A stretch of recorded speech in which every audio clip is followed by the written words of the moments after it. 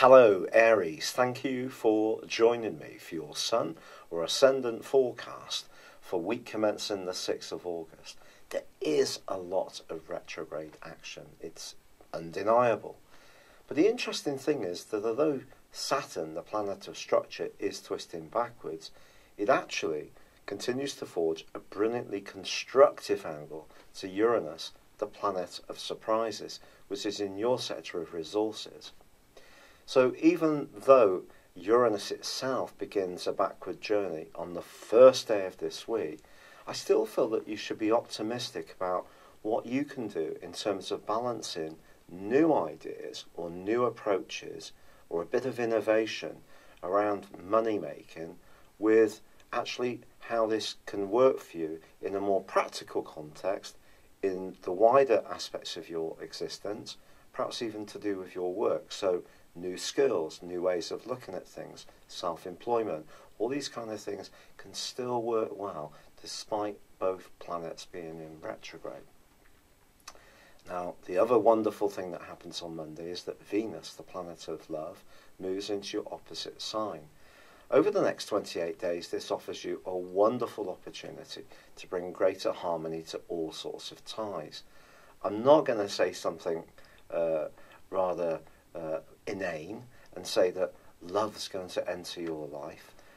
But what I would say is that if there is a genuine desire to meet people halfway, then there is a great opportunity to bring a better understanding about between you. But of course, Mercury, the planet of communication, is in your sector of love and more romantic expression at the moment and tracking backwards. And also the North Node in the same location. So even though the Sun is here and there is a partial solar eclipse this week, I think there is still going to be the potential for stops and starts, changes of plan. Perhaps someone's going to disappoint 1 minute, but then someone else could turn up, if you're single, turn out to be the real deal. Things can be quite fluid. Try to be sanguine about this. I think that will be a smart thing to do, to be honest. However, I do feel that that partial solar eclipse is something to feel really excited about, because over the next 6 months, this gives you the chance to showcase the more creative and self-expressive side of your nature. And if love is at the centre of your thinking, having Venus in the location that it is, despite Mercury's retrograde, despite all the retrogrades, can certainly be good for you. Now, the interesting thing is that by Sunday, Mars, your ruler, inverts back into the sign of Capricorn, but its right angle to Uranus does continue this week, and it will do so. Basically, it is for the first 3 weeks of August, and it has been off and on, this particular aspect, since about the second week of May. So if there is something in your situation to do with how you earn a living or the people that you have to deal with who limit your style, where you can't be a free spirit, you can't be more creative, then that could be more challenging for you, because Mars moving into this area can see you gaining more authority, more assertiveness, but perhaps less tendency to give and take just when Venus gives you the opportunity to do so. So there may be some situations where you decide that you are going to give people a little bit of the benefit of the doubt, and by the end of this week, when you won't, it just depends on your personal circumstances. But if you can innovate around money, work, assets, do. And if you can find ways to go with the flow a little bit around relationships, I would do so as well. It's been a real pleasure being with you. Thank you for joining me. Sorry this is late. Doing my best with not feeling well, and I'd be grateful if you could like or comment on this video. If you've yet to do so, please do subscribe to this channel. Thank you. Hello Aries, thank you for joining me for your Sun or Ascendant forecast for the month of August. Now, there's going to be a lot of talk amongst the YouTube astrological community about all the retrogrades that are occurring this month. But you know, the 3 higher octave planets of Uranus, Neptune and Pluto they go into a 5.5-month retrograde every year, so there's nothing new there. Of course, Mercury is tracking backwards to the 18th in the sign of Aquarius. It's true the North Node is inverting in Leo in 3 sections of retrograde, but I think the most important retrograde, to be honest, concerns your ruling planet of Mars. Now, Mars is all about feist. It's about getting things going. It's about getting on the front foot. It can be impulsive, of course. It gives us the energy to take risks, to be bold. And for the first 3 weeks of this month, it is in a square with Uranus. Now, if this rings a bell, that's because it first occurred in May of this year, and it's been happening off and on since then. This is one of those aggravating kind of aspects, because if you think about it, Mars is pretty impatient anyway. Uranus is very restless. So if you put them into a right angle, especially in 2 fixed signs, of Aquarius for Mars and Taurus for Uranus, it could be a resistance to change that can cause some problems. Or perhaps because of Aquarius being quite outspoken, as of course Uranus is, maybe it can be challenging the status quo. But of course Taurus is very much about security, whereas Aquarius energy can be quite progressive, but it does have a traditional side to the energy. And what is going to happen is on the 13th of August, Mars actually is going to be reversing back into the Earth sign of Capricorn, where it left on the 15th of May. But the square still continues, because in a disassociate basis, they're still at right angles within 3 degrees. So I think frustration could be a bit of an issue, particularly if a financial project isn't going quite to plan, or you're expecting someone to be a bit fair and above board. You could meet someone who's not, or perhaps you might have to be flexible about some of your plans and think on your feet. But when it comes to money, the Sun actually, which is in a brilliant part of your horoscope through to the 22nd, is actually forging a right angle with Jupiter from the 3rd through to the 10th. Jupiter, of course, is about expansion. It is about the big picture, and of course it can be about fortune. Now, I have Sun square Jupiter in my natal horoscope, so I think the default for this particular aspect is one of optimism. But it can at times be over-optimistic. It can be very generous. It can also, on the 5th and 8th house axes that are being activated here for you, see you, particularly if you're single, attracted to someone who might be fun to be with. They may be larger than life, gregarious. They might quite like sex, just being frank. And they might also be someone who's interested in some kind of business project. So if you are attracted to anything from the 3rd to the 10th, I think the issue really is to not see it as being a real definite win, but really check it out. Keep your feet on the ground, essentially, is the message. Now, on the 7th, Venus, the planet of love, moves into your opposite sign. This is about as sweet as it gets, to be honest, for you. And through to the end of the month, Venus is going to be in this location. And it's just asking you to try, at times, to use a more harmonising approach to relationships, which is ironic because Uranus and Mars clashing is just about as rebellious as it gets. But with there being a partial solar eclipse in Leo on the 11th, your enthusiasm, your warmth of personality can radiate out to people. And if you are single, I think Venus moving into this area can attract people to you.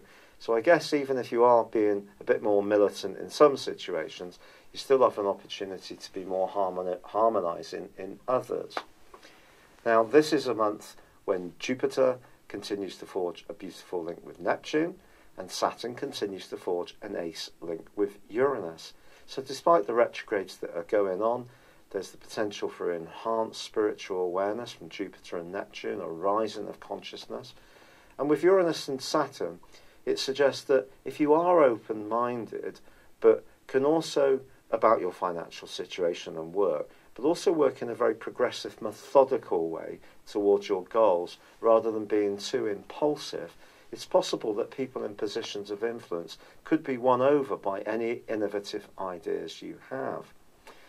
Now, of course, Mercury going backwards is a known irritant. But I want to pose this question to you. Why is it always assumed that Mercury retrograde is such a wrecking ball? Yes, we know we had the volcanic ash cloud from Iceland all those years ago, which closed loads of airports around Europe. We've had countless blockades in French ports. That's just, I'm aware of that because I love going to France, and I like going on the ferry too. So that often seems to happen when Mercury's retrograde, or we get air traffic controllers often applying a bit of pressure. And even later this week, because I'm recording this more towards the end of July, because as you know I haven't been very well, there is the threat of strike action to Ryanair cabin crew and also flight crew because of Ryanair's resistance to unionisation. So these kind of things do definitely happen when Mercury is retrograde, and through to the 18th it is possible that a date could be cancelled, or someone that seems to be red hot interested in you could suddenly be in and out of your life in a blink, or it's possible that something creative that you're planning isn't going to flow along as much as it could do. But Mercury retrograde is also an opportunity to repair and mend.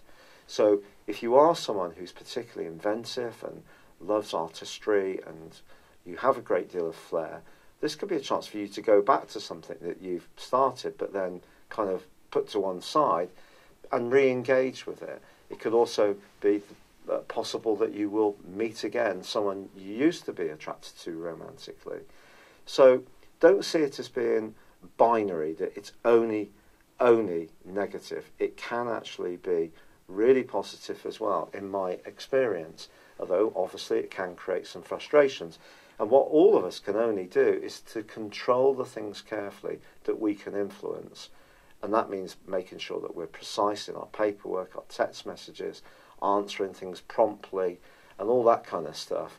And, you know, that's it. We can only influence it to a degree, but I do feel there's an opportunity to make improvements too. So try to bring that into your mental approach this month.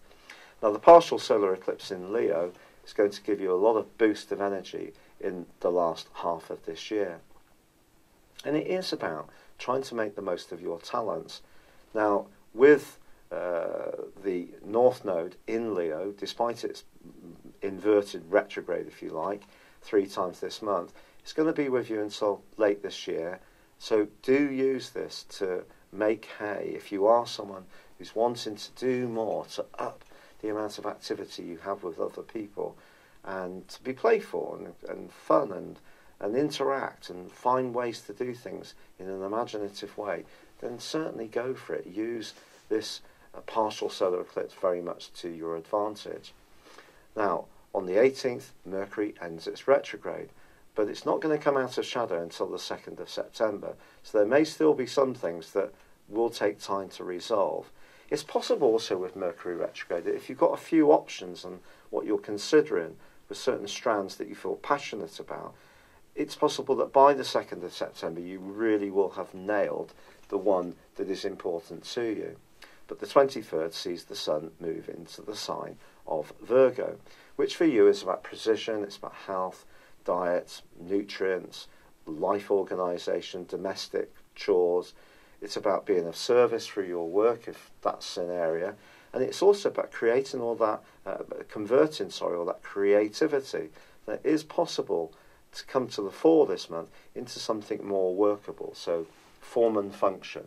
So that becomes a bit of a theme towards the end of this month, particularly on the back of the full moon, which occurs in Pisces on the 26th. But this is linking superbly with some other planets, which for you is very positive. So it's linking up with, of course, Saturn and also with Uranus. So you have an opportunity to continue to be progressive in your plans as long as you can add precision, and that's an important factor.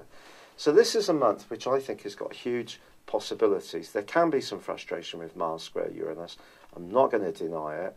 And I think once Mars goes forwards from the 27th, you will start to feel much more refreshed in terms of your goals and ambitions.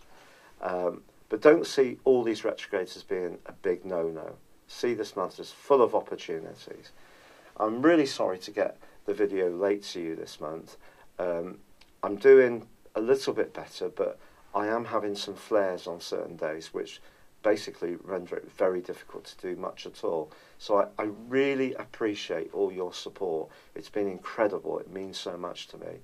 And hopefully I'll get back to doing these a bit longer and a bit more in advance before too long, as the medication for the rheumatoid arthritis starts to kick in and all the lifestyle changes that I'm adopting too.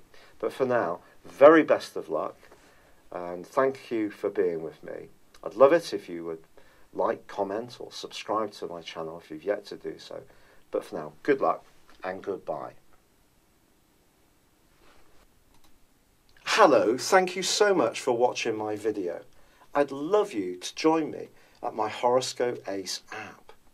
You can find this at www.horoscope-ace.com. You can use it through Android, iOS, Apple or Facebook. Check out your ascendant or your moon sign, or download your free birth chart. There's all your favourite videos, plus there are daily, weekly, monthly and yearly horoscopes for general, love, Chinese and Indian astrology. If your passion is tarot, there's my brilliant 3-card money or love tarot readings too. And it's all there at www.horoscope-ace.com. Thank you.